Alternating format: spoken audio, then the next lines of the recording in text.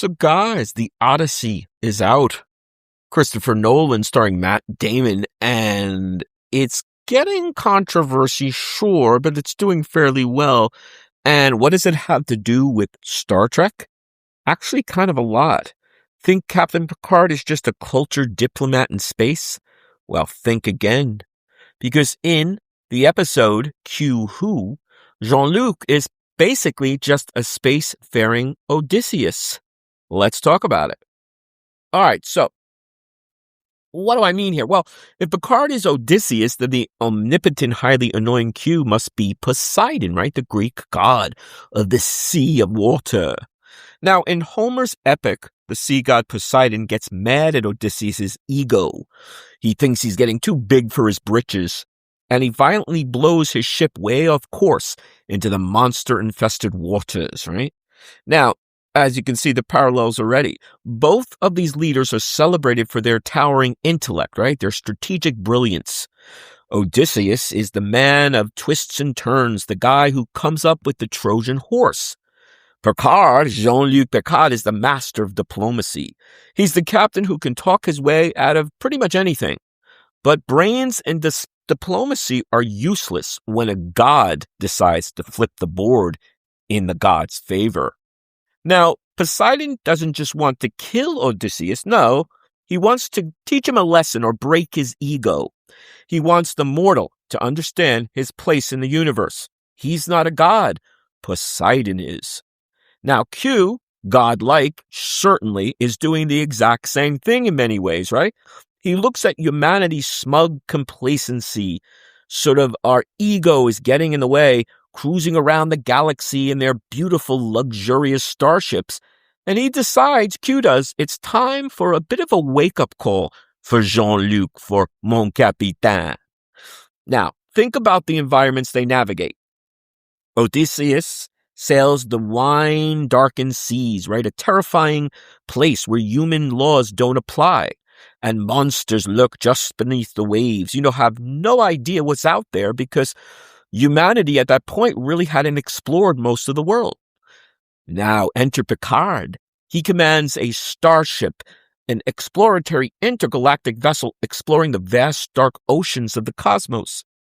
Both captains believe they can chart the uncharted, tame the wild frontier, and protect their crews using sheer wit and standard protocols.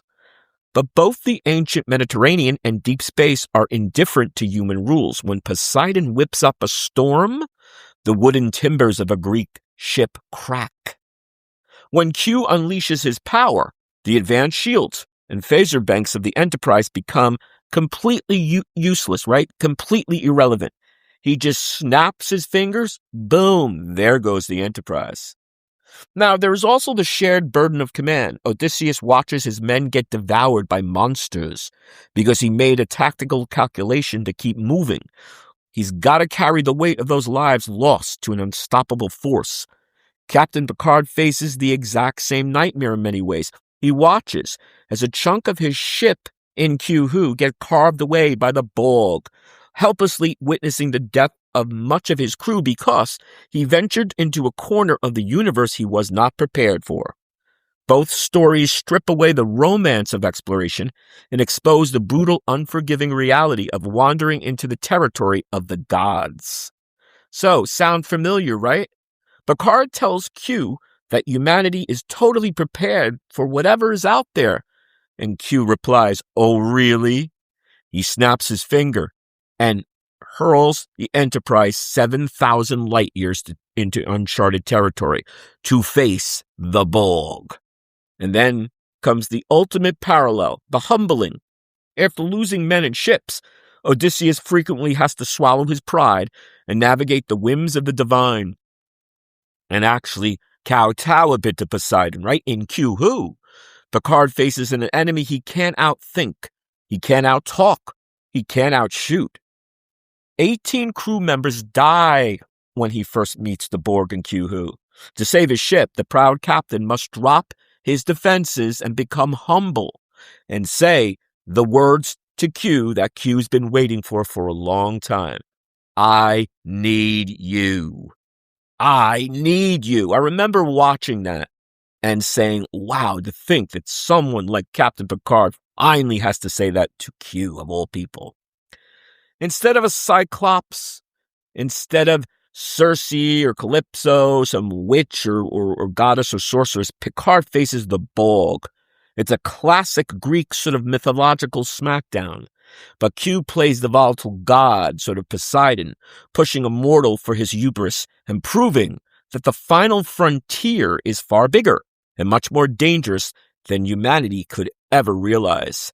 And guys, I just finished a great rewatch over the weekend of The Odyssey on Amazon Prime.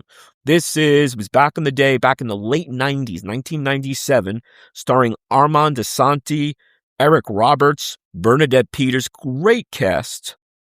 And it's awesome. It's I believe about a 4-hour miniseries on Amazon Prime. It was a Hallmark movie back in the day. It's awesome.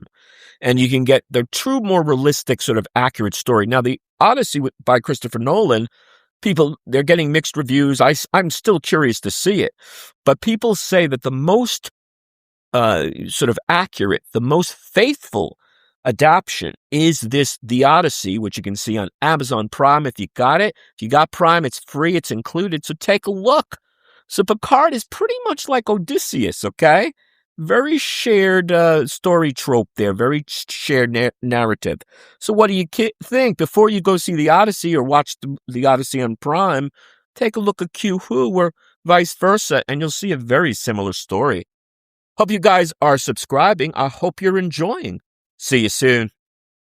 Where's the best sci-fi on YouTube? On a Sci-Fi Guy, of course.